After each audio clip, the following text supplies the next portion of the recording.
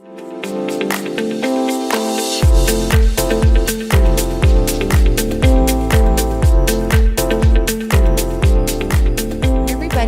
welcome to Moms on a Mission.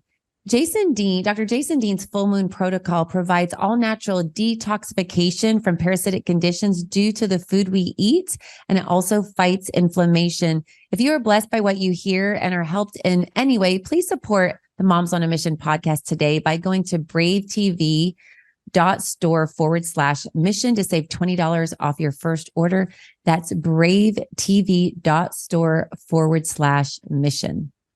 Well, our guest today is the former professor of medicine at the University of Pennsylvania School of Medicine, and he is also was a dean of education there. He has courageously stood for science, reason, and logic as he chairs the amazing organization battling to protect healthcare from radical, divisive, and discriminatory ideology called Do No Harm.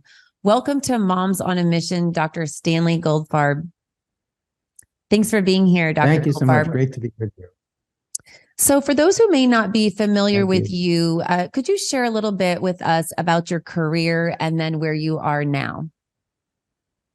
Sure.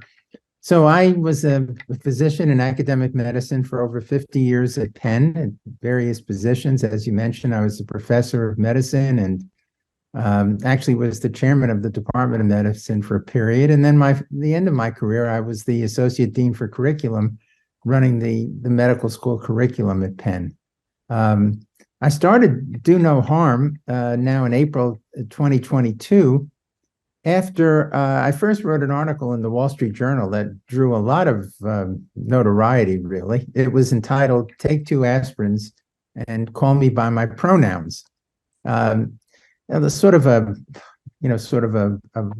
little bit of a humorous title, but the point of my article was that I had observed that medical education was starting to take a real turn at that point, and I was seeing more and more focus around the country on social issues rather than focusing on how we can produce the best physicians who have the most knowledge about caring for sick people, which, after all, is the role of physicians.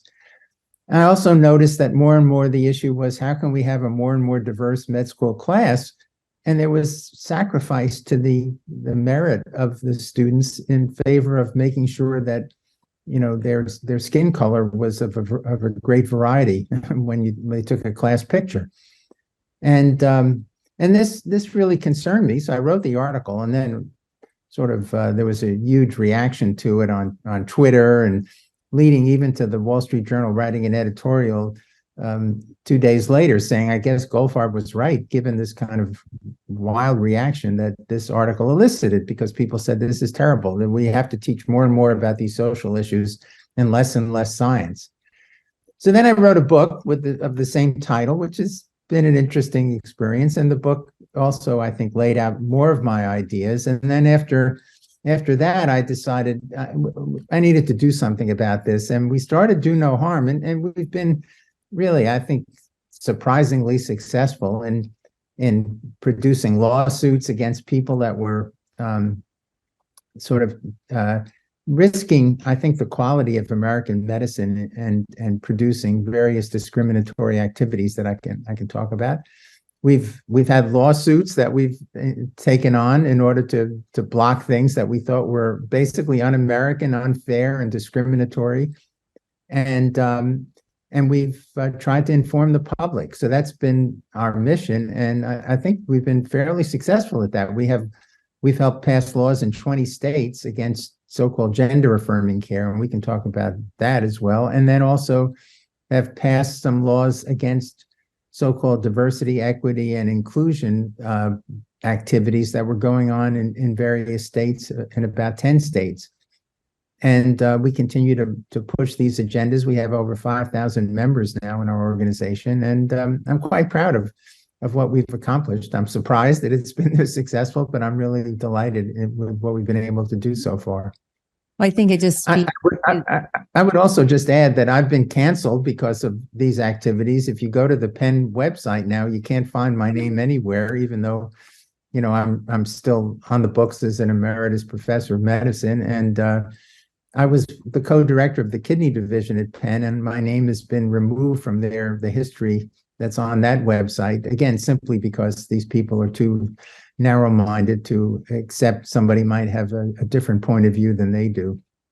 Well, first of all, I just want to say thank you. Thank you for standing up for science and data and truth and not being afraid, because I believe that the fact that you're canceled, Dr. McCullough was canceled, these physicians who are standing up and speaking truth and using science to back up what they're saying, it's horrific what they're doing to you. But I'm so grateful for your courage and your bravery, because I'm praying that other physicians will follow suit and will stand for truth and science and not cower down to, the bullying of these Marxists and this gender ideology they're trying to shove down everyone's throats. Yeah, I should say, our organization started out, and by the way, I don't feel particularly courageous. I think my career is over. I have no economic interest in what I'm doing now, and I have no, my career isn't threatened the way some younger people would have to. So that takes a little bit of the courage out of it. But I would just like to say that the reason that we have these two missions, one about pushing back against all of these DEI initiatives, which I think are quite corrosive and corrupting of medicine, as well as the gender affirming care, because in each of those situations, what's being portrayed is the fact that patients need to be put in racial identities or behavioral identities. In the case of DEI, that Black patients are being seen as a group rather than as individuals who have individual needs and suffering that physicians need to address. And the gender ideology issue is taking these children who also have typically severe mental challenges and emotional challenges and putting them in a group and calling them not individuals with their problems, but rather they're trans kids. And therefore, they have to all be treated alike. So in each case, we're fighting against this idea that the way that humans interact is by one group oppressing another group, and the basis for belonging to each of these groups is simply your identity. In this case, your skin color, which is really absurd and un-American. Well, really, it's quite backwards when you think about where we've come as a country as it relates to skin color and racism and things like that. We're never going to be perfect, but we have made such great inroads and advancements and growth in that area. And to see, this gender ideology and then this racial discrimination, I mean, just that it's elevated now and it's at the top of, every CEO and exec and these hospitals. I mean, it seems to be at the forefront of their minds as they're making decisions instead of basing it on data. Yes, exactly. Well, I was curious, what do you feel like is the personal benefit to physicians to turn their back on the Hippocratic oath, that they took that says they will first do no harm? I mean, what happened to evidence-based medicine? Well, let's take gender affirming care, so-called gender affirming care, as an example to how this has worked. So the medical world has been taken over by, in this particular case, by a few activists, which push this idea very hard that, in fact, children are somehow born in the wrong body, and that they need to have their genders changed. And they've taken this idea and it's been turned into two things. One is it's been turned into almost a religious kind of ideology. And secondly, it's been turned into a big money-making activity. The religious ideology part has been accepting an idea on faith rather than on scientific evidence that, in fact, these children do need to undergo drugs that block their development of puberty and then block their expression of secondary sex characteristics to produce new secondary sex characteristics. And finally, in some cases, to undergo surgery where their bodies are actually altered. And actually, I think saying mutilated is not an unfair way to characterize it. And how has this happened? It's happened because, again, a few activists have pushed this very hard, and it's fallen into the idea that, again, that identity is the way you define individuals by in this case, their identity. They're seeking a different gender, and that in fact, individuals who are transgender individuals who have been around for many, many, centuries probably are somehow the way they're being interacted. Sorry about the phone going off, but the way they're being dealt with is the way they're being dealt with is this: they're being treated as if they're being treated as if this. No, just let it go. It's just too disturbing. I'm sorry.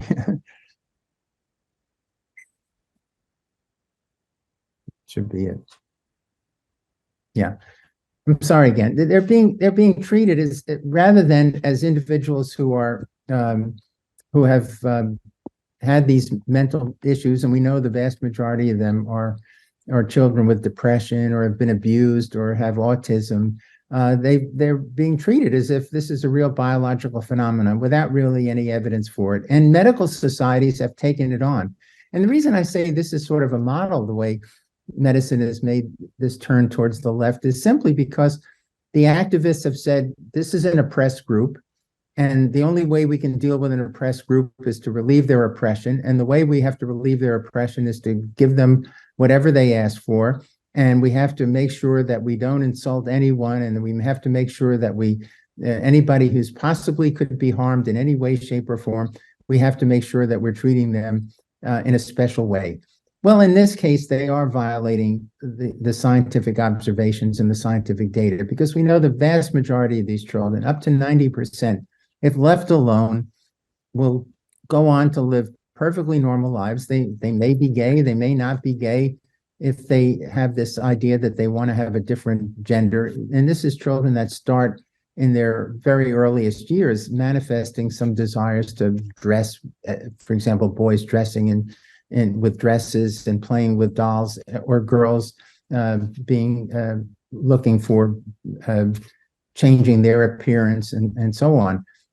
We know that the vast majority of these children will grow up to be perfectly normal if left alone. And yet what's happened is the gender activists have said, no, we really have to change them. And somehow they've made the statement that children who are 12, 13 years old really know what the implications are for them changing their gender, as if, we would allow 12 or 13-year-old children to drive or to smoke or to drink or to do anything else, but we're going to allow them to change their gender. And then these children are trapped in this circle that's produced, this cycle that's produced of being exposed to drugs, being maintained on drugs, then getting surgical procedures, and finally realizing the tragedy of what's happened to them.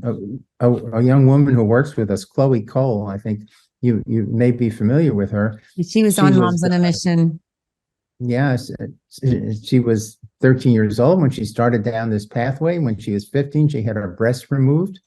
And then when she was 16, 17, she realized what a terrible mistake this was, how her life has really been altered in a way that is very unfortunate.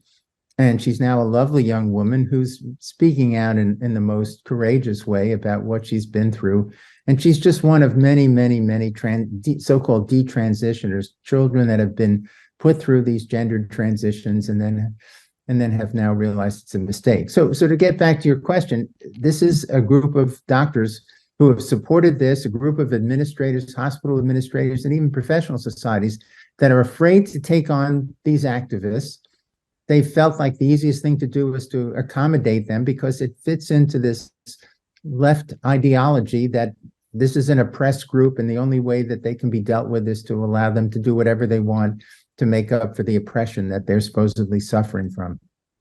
And who are the oppressors? The oppressors have been basically white people, white males, white doctors, and that they need to be rescued from these people. And this is the same mentality that, of course, governs the DEI movement. But again, I think it's accepting this woke ideology, being too frightened to push back against it for fear of retribution from young people and others in the organization who adopt these ideologies. And finally, the economic motive. There are billions of dollars at stake in the gender affirming movement, and people are making lots of money from it.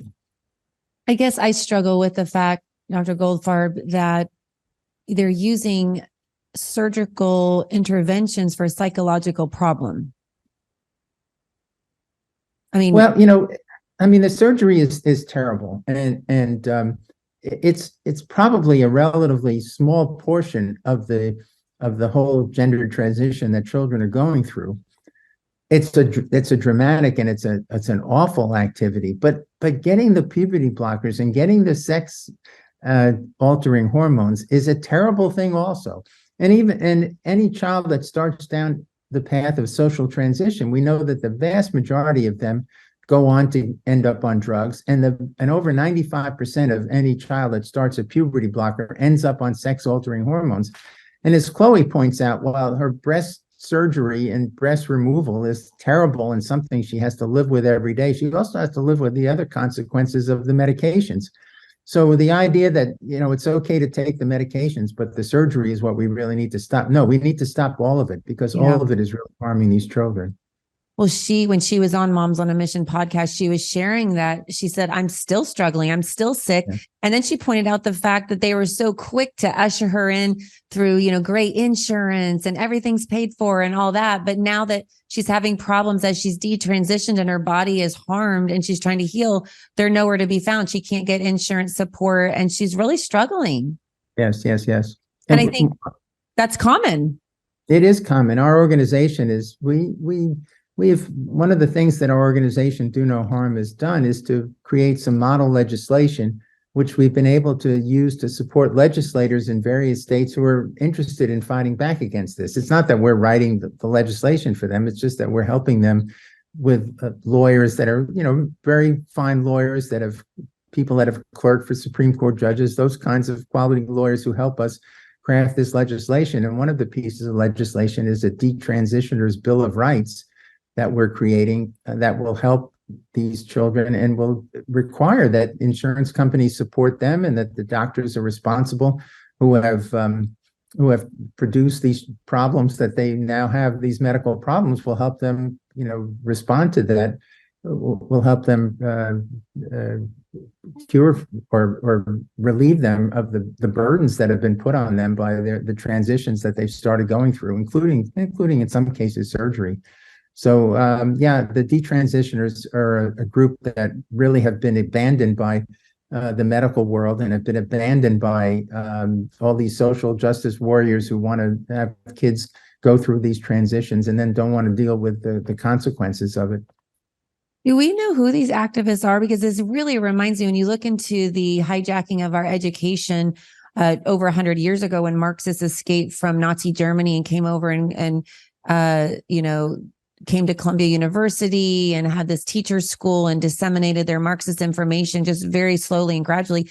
It's like these universities were hijacked. They called them the commanding heights, and then they disseminated their information and then infiltrated in the K through 12 schools. And it just sounds incredibly similar that these, few activists, financially lucrative, probably individuals who have some power, have infiltrated themselves and injected themselves into various arms of our nation, whether it's education, medicine, legislators, things of that nature. It seems very similar in this sense, but do we even know who these activists are? Can we pinpoint them in any way? Oh yeah, there are physicians who have been very, very powerful advocates. Meredith McNamara is a physician from Yale who's appeared on a lot of media. She testified in front of Congress. She's one. Jack Turbin is a well-known physician on the West Coast who's been very active in this arena. These are physicians that care for patients in gender clinics and are true believers. And McNamara had a famous moment with testifying in front of Congress, where Congressman Dan Crenshaw challenged her to say, where are the data that support this idea that this is beneficial to children? And she kept saying, the guidelines say this. And the guidelines are simply, medical recommendations that are made up by a bunch of activists in various organizations. And what's quite interesting about the gender affirming care world is that there's another part of the medical community, the European medical community, that's now speaking out against this in most dramatic fashion. So, for example, our organization challenged the Endocrine Society, one of the largest groups in the country, that professional societies that deals with treating children with gender dysphoria. We challenged them to accept the fact that these European countries have four of them now, Sweden, Norway, Denmark, Finland, have all come out and said that, and then now the United Kingdom as well, have all come out and said that this approach that the Americans have taken to gender dysphoria is a wrong approach, that it's way too aggressive, that it's not dealing with the underlying psychological problems of these children, and that it's frightened families into thinking that their children will commit suicide if they don't adhere to these gender transition protocols. And in fact, all of that is wrong. It's not, these children are not at greater risk from committing suicide of any other child that has severe psychological problems. And that, in fact, many of them are quite strong, like Chloe, and Chloe will speak to that issue as well. And in fact, there is no evidence, there is no real good evidence that if you take these children and put them on these drugs, that they've really improved at all psychologically. And of course, in many of these gender clinics, there's a placebo effect, where simply telling kids that you're going to give them some medication that will improve their mental well-being will make them feel better. We know that there's a huge placebo effect in psychiatric care. So even if the studies show minimal improvements, that hardly means that it's the result of them having these medications that will change their lives forever, or even surgical procedures that will definitely change their lives forever.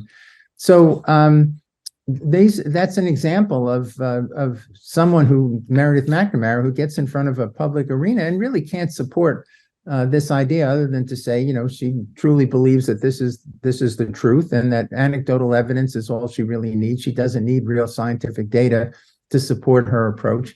And meanwhile, the children are being harmed as we speak. Well, I remember when I was a pharmaceutical rep back in the day, I heard this said to me over and over, and the benefit has to outweigh the risk. I also heard from physicians, and I would present a study. They'd want to know what journal it was in, was published in, how many patients there were, was it randomized, double-blinded, placebo-controlled. And they asked me these scientific, rightfully so, these scientific questions, because they weren't going to change their prescribing habits on a study with 8 patients in it, not randomized, not double blind. I mean, these are important things. And this is what makes up medicine, is science. It's true science. And I guess I'm so dumbfounded, because I called on so many physicians and I saw that these things were so important to them, rightfully so. And now it's like, it doesn't even matter. And guidelines are, the lay of the land. I don't even, I'm speechless actually when it comes to that. Yeah, this is a field that really is without a scientific base that supports it. It's really been opinion-based medicine. It's not been evidence-based medicine. And it really is extraordinarily frustrating, because one of the real difficulties in pushing back against it has been this rather solid front of academic medical societies in the United States. Endocrine Society, the American Association, the American Academy of Pediatrics, the American College of Physicians, the AMA, have all come out in support of this gender-affirming care, even in the face of an absolute lack of scientific basis, and even in the face of these European countries' medical establishment saying, we did the wrong thing here. We were leading the way in this, for example, in Europe, and now I'm speaking in the name of the European doctors, and now we realize that we made a real mistake, and that we must be much more cautious about applying these treatments. And despite all of the lack of scientific evidence, the evidence from abroad pushing back against this by the best scientific organizations in Europe, the American groups are just holding fast. And as Lior Sapir has pointed out, these organizations, they tend to have two purposes, things like the AMA. One is they're actually professional trade organizations, so they're protecting their members. So now that there's $1 billion industry in gender affirming care, there's a push to maintain these activities because it's in the economic interest of some of their members. So this represents a sort of corruption of medicine, another example of corruption of medicine through this kind of ideology. So a big problem that we have is to break this front of these professional societies. And I'll tell you the real important reason this needs to occur is because now that we've helped pass laws in all of these states, mostly Midwestern states, but some of the southern states as well, banning this gender affirming care until people are over the age of 18. And we don't focus on adults at all. If they want to go through these procedures and drugs and all, I guess they have a right to do that. But children really can't consent to this. But the problem is, now that these laws have been passed in multiple states, they're being challenged through the legal system. And the judges inevitably say, I don't know what you want me to do. You want me to sustain a law that all the professional medical societies are against? How can I do that? I'm not a medical expert. So we need to break this wall that these professional societies have taken on. We need to show them, and we need to show their membership. Many of the members of these organizations are against this recommendation for supporting this kind of care by these societies. For example, the Endocrine Society. Our organization went to the national meeting of the Endocrine Society, and our people spoke with many of the endocrinologists who were there, and many of them expressed real shock at what was going on in this field, but again, afraid to speak up because afraid of being canceled, losing their jobs, which has certainly happened around the country. Yeah, unfortunately, that is a truth. I think the astounding thing to me, I live in Oklahoma. I'm here in Oklahoma right now in Tulsa, and Governor Stitt has banned any surgeries or puberty blockers, things of that nature for children under 18. But now the ACLU is suing. And I just think that's so interesting that, it's civil liberty, right? But there's nothing there's no civil liberty transpiring when Chloe Cole, who had autism, went to the doctor, and the doctor flat out lied to her and said, if you have this double mastectomy, if you do this, all your problems will go away. And she was flat out lied to. And how is that a civil liberty? Well, again, you have to accept a premise, and the premise that's been accepted by many societies, by even many physicians, that this is an oppressed class of people, transgender people, that this is a real phenomenon, that they are oppressed, and that they need to be affirmed, because unless we do that, they're going to harm themselves. So they're not an oppressed class, first of all. They're a class of individuals who have real psychological problems, and that's led them to seek this kind of activity. And secondly is that the way to help them is not to do these procedures. The way to help them is to give them psychotherapy, all these children, and and to understand that this idea that the way human beings interact is through an oppressor-oppressed dyad, which is the basis of this leftist notion that's taken over a good portion of American life now, that this is false, that this is not the way people really interact. This is a construct that feeds people that are, as you say, having economic benefit from pushing this kind of idea. But the fact is to treat them as individual children who are troubled and need support and need understanding, and families that need support and need understanding, because the families are often buffaloed into supporting this kind of gender care because they're told their children will kill themselves if you don't do this, which is not true, which is another lie that's really been the source of terrible harm out there. So, it's a very difficult situation, but I can tell you, I think that more and more groups like mine, other groups, there are many groups out there that are working very hard in this arena to push back against this. And I think it's starting to get through to the public. It's even starting to get through to the mainstream media. I know the New York Times had an article recently where it looked at some of the issues of the fact that these European countries have come out against this kind of widespread freewheeling gender affirming care, and took terrible criticism. And with one of the organizations had put a billboard out in front of the New York Times saying that they were transphobic because they were simply describing some of the the other side of the argument, and the other side of the argument put forth by European nations that, in fact, there's very little evidence, if any evidence at all, that there's any benefit. There's a lot of evidence of harm, and that the time has come to stop pursuing this activity for children that demonstrate this so-called rapid onset gender dysphoria, suddenly wake up when they're 12 or 13 years old and decide they're in the wrong body, and that this is the way to escape from the travails of entering early stages of puberty. In fact, it's a path to really tragedy.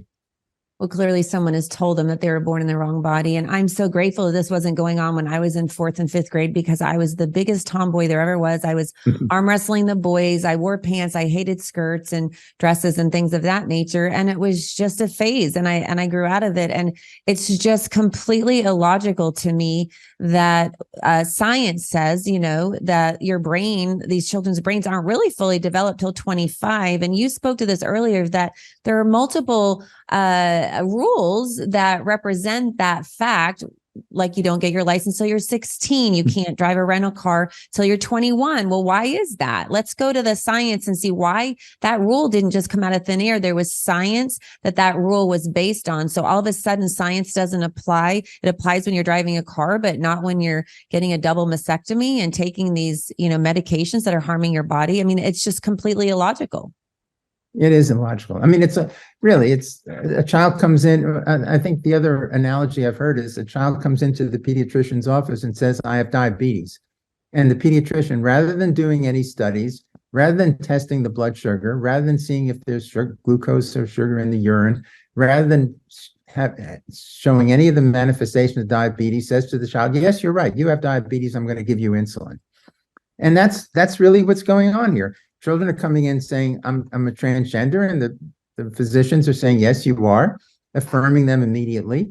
We even have states now that have laws. If you don't do that, you're going to be sanctioned. Canada, it's illegal to do anything else. It's called conversion therapy. If you try to say, let me understand why you feel the way you do. If you go and even make that statement, let me understand why the way you feel you want to do, that can be called conversion therapy, and that can lead to sanctions, professional sanctions, or even legal sanctions against individuals who do this. This is madness. It's the only word for it. It's madness. And anybody who thinks it isn't madness is just being completely ridiculous, and is not looked at it at all as simply parroting phrases that they've heard or read without even understanding the real evidence that's out there that shows that this is an approach that just has to stop. I wanted to ask you, are there top tier medical centers who are refusing this? I was just wondering, do you find that they're pushing and advancing this gender ideology, or are there some that are standing up and saying no? I don't know of anyone who's saying no, because I think if they advertise that, they'd be really sanctioned. What's happened, though, is in states that have now banned it, like Oklahoma, like a bunch of other states, Kansas has one that's about to be enacted. Missouri now is one. Texas has a law. There are multiple states now. That's the only way this is stopped. Now, I'm not a great believer that the government should get in there and be the arbiter of this. But, as Justice Scalia said, there comes a time when there's activities that go on that really harm a community. The only way to deal with them is to have laws that stop it. And this is another example of it. And I must say, what's happened in Europe is that they have, they still believe that there are certain children that really should be able to access this kind of treatment. We know that historically, this has been a 1 in a million phenomenon. 1 in a million children feel this way, go through puberty, still feel that they need to be in a different gender, and spend their lives as a transgender individual. Now, though, it's become 1 in 1,000 instead of being 1 in a million, or 1 to 10 in 1,000. And that's what's really crazy here. So what we really need to do is to, follow these European countries and say, this is a phenomenon we need to treat as a medical problem. We need to understand it as a medical problem. And when its cause is mental disturbances and psychological trauma that these children have undergone, to treat it as such and not to treat it as a medical problem that needs medications and surgery. Yeah. And it's pretty amazing because these countries are pretty left in their ideology. And so for them to come out and say this in Europe is really remarkable, actually. Yes, and the transgender activists in the United States say, no, what you're saying is wrong. Europe really hasn't banned it. And it's true. Europe hasn't banned it, but what it's done is said, this has got to be only after intense psychological treatment. That should be the first line. And that only the children only who are entering into very rigorous experimental protocols should ever be exposed to any of these medications. This is a very far cry from what's happening in the United States, where I'll give you another example. The University of Washington Children's Hospital, if you go on their website and type in gender affirming care, you'll see that they specifically say at their gender clinic, which is quite a busy one, it's so busy that they're putting out protocols so primary care physicians in the community can start giving these medications. They specifically say, we do not offer mental health care at this clinic.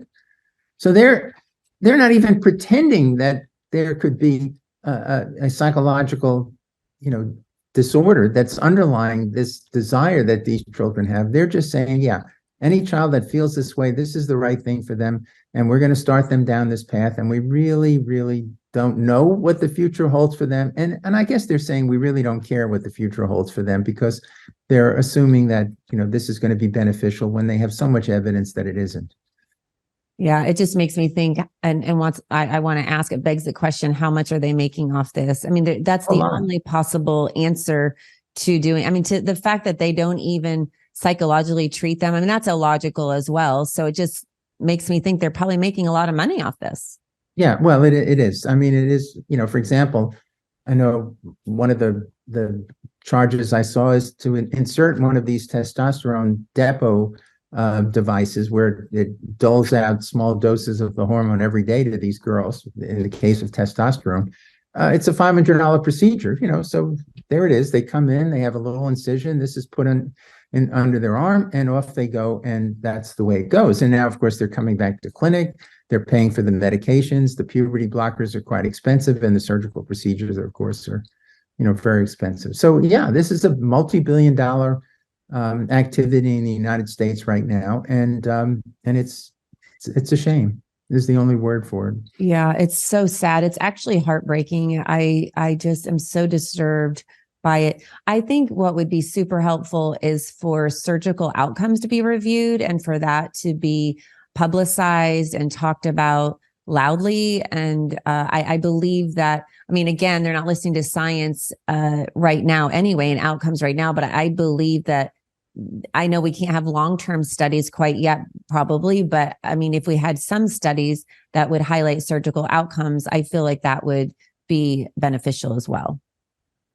Yes, some of the laws that we've helped create speak to extending the period that people can sue for medical malpractice in this arena. And I personally think, and I think many others do, that this will be an important way of putting the brakes on this whole business. Is once that institutions and physicians realize that there's going to be a risk and their insurance companies realize there's going to be a risk, will really cut back on this. Chloe, as you probably know, is suing the organization that she got her treatment in. And many other individuals are starting these lawsuits. And that, again, it's not the way we ought to run our country. It's not the way things ought to go. It ought to be done on the basis of science and the evidence. But when all else fails, this has been a remedy that people are starting to seek now after they've been hurt. And it could take 10 years before they really appreciate the fact that this is a terrible mistake. So there was a study in the JAMA, the Journal of the American Medical Association, looking at 3-month outcomes and showing that people were satisfied when they got testosterone after 3 months. And these weren't children; these were adults between 18 and 70. Well, 3 months, it's beyond absurd. That is a meaningless activity, a meaningless time frame for people with psychological problems.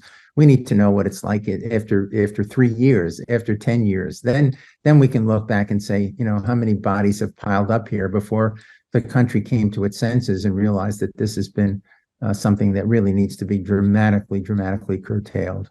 Well, and they're sampling the wrong population. We really need to be looking at, prepubescent patients and children to see, what happens to them down the road. Because I mean, after 18, I mean, their brain is still not fully developed, but still, we really would like to see what happens when you start injecting children with these hormones and introducing these surgeries at 13, 14, 15. I mean, what happens then 3 years, 6 years, 10 years down the road? So you're right. It is so sad that we have to practice this reactionary legal assistance trying to aid, these kids after they're injured. I mean, ideally, we need to protect them. And obviously, that's what we're all working to do. So how can people get involved with Do No Harm? I know I've heard about it. I was wondering, can just anybody get involved, or is it just for patients who've been injured or have lawsuits or things of that nature?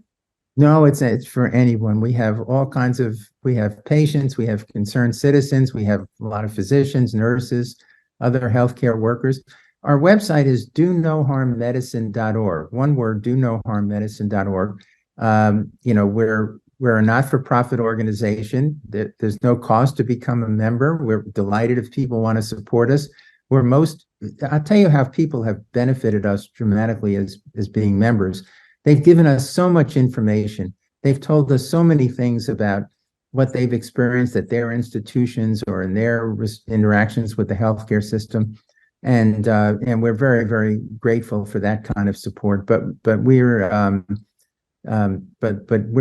as I said, not for profit organization. I'm not paid at all for my work at Do No Harm. I want people to know that this is not about enriching anybody. This is about and that'll all be publicly reported through the IRS, so people can check on this to see if I'm saying things that aren't true, which I'm not.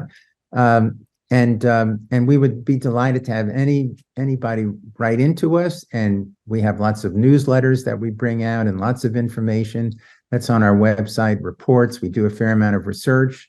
We have a very fine scholar, Ian Kingsbury, who's a PhD social scientist, who is our director of research. And we're very committed to putting out high quality information that's, again, without any economic benefit to us at any way, shape, or form, and to try to inform the public and to try to, change things as much as we can.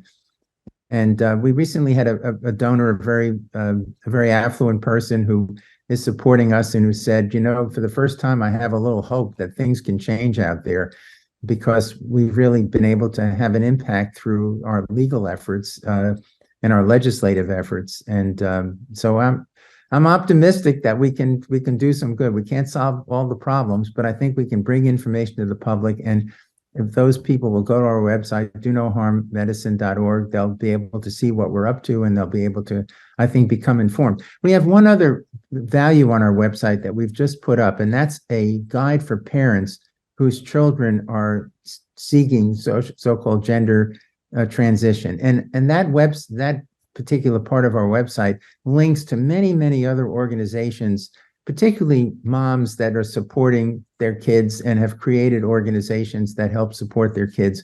So, and it also gives a lot of information about books and articles that are out there about helping parents deal with this. And I think this is a very important thing to do. The leader in our organization for this is a woman named January Littlejohn, whose child started to go through transition at school in Florida without her even knowing about it. And she and her husband sued the school district there, and that is working its way through the legal process. They saved their child, but she's become a wonderful advocate for mothers who have to deal with, this horrible situation that develops where their kids suddenly are drawn into this gender ideology and start to go down a path that inevitably leads to pain and suffering.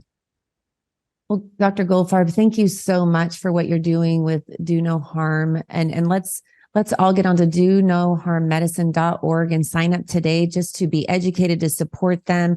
And it would be great if we could financially do what we can to support them as well, because this is what it's going to take to protect America, to protect our kids, is us all joining together and locking arms and doing this together. And it's going to be all hands on deck, all of us, need to do what we can do. And this is something that we can easily do. Even if we can't financially support, we can all get on that website, donoharmmedicine.org today, and just sign up to be educated and support them. We can pray for them. We can pray for wisdom and financially support them as your finances allow. And so thank you so much, Dr. Goldfarb, for what you're doing. We so appreciate it. And thank you for joining us today on Moms on a Mission. Thank you so much. And thank you to our listeners for joining us today. We'd love to get connected with you. You can email us with any comments or questions if you have any thoughts about what we shared today regarding transgenderism and this ideology, this woke ideology that's being shoved down everybody's throats. We'd love to hear from you and hear your ideas. And you can email us at moms@momsonamission.net. That's moms@momsonamission.net. You can also check us out on our website at momsonamission.net. We have all of our episodes there, our mission statement, and then you can email us and give us your address, and we can stay in touch that way as well. And then we'd love for you to please follow us on your favorite platform. We are on all platforms. We prefer for you to follow us on Rumble because it's uncensored. So just go to Rumble today and click that follow icon. And then thanks so much for listening. In light of recent bank volatility and skyrocketing inflation, diversification is a must. That's why I use my good friend Andrew Sorcini at Beverly Hills Precious Metals. Beverly Hills Precious Metals makes it so easy to diversify. I personally ordered some silver and it arrived on my doorstep just a few days later. They make it so easy. And if you're not ready to do that and you just want to ask a few questions, they're there for you too. I personally got some silver and also am rolling over some of my IRA. You can actually roll over your IRA and have it be backed by silver and gold. So if you don't have any extra money to invest in silver and gold, rolling over a 401k or an IRA, or even part of it, if you just want to try it at first, just for a little bit, you can do that as well. So go to bh-pm.com today and ask all your questions. You can connect with somebody. And like I said, you can just get some information at first if you want and pray about it, and then get back with them to roll over part of your IRA or all of it, or order some gold and silver. That's bh-pm.com.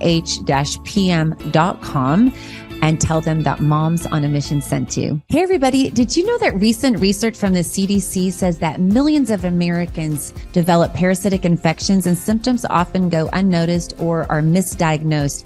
Parasites are actually the cause of many health problems such as anxiety, depression, chronic pain, fatigue, and unexplained digestive issues. We all need a common sense strategy to improve our health. Moms on a Mission encourages you to reach out to our good friend, Dr. Jason Dean. Dr. Dean's Full Moon Protocol provides all natural detoxification and fights inflammation. And the supplements are made with 100% organic ingredients and are proven to kill parasites safely and effectively. I know after I took Full Moon Protocol, I had more energy. To order your Full Moon Protocol today, go to bravetv.store/mission to save $20 off your first order. That's bravetv.store/mission. According to leading sleep experts and sleephealth.org, over 50 million Americans struggle getting a good night's rest. That's why Moms on a Mission loves MyPillow. MyPillow makes amazing pillows, sheets, mattress toppers, robes, towels, literally almost everything you need for a good night's sleep. They also make dog beds for your dogs. So by going to mypillow.com, typing in the code MISSION, you not only receive a high quality product, but you're supporting Moms on a Mission and this podcast. If you like what you're hearing and you agree with it, you believe in it, and you want to support Moms on a Mission, then go to mypillow.com today and order some high quality products, and just type in the code MISSION at checkout and you can save up to 66% off. That's mypillow.com, code MISSION. Since 2014, Organic Body Essentials has offered clean, simple, certified organic skincare. Our organic face-to-feet and federally compliant hemp and pet products are manufactured under USDA and FDA guidelines. Our products are inspired by God using plants He created. In Ezekiel 47:12, it says, "The fruit is for food and the leaves for healing." We believe in the power of God to heal, so we pray over our products and for our customers. Our therapy in a bottle approach has been widely received, and our customers' testimonials continue to inspire us. You can find us at organicbodyessentials.com and obe.organicbodyessentials.com. Please feel welcome to reach out with questions. Use coupon code MISSION at checkout for a discount. Thank you for your support by using Mission at checkout to benefit moms on a mission and their quest to reestablish traditional values in our education system and empowerment for a healthy lifestyle.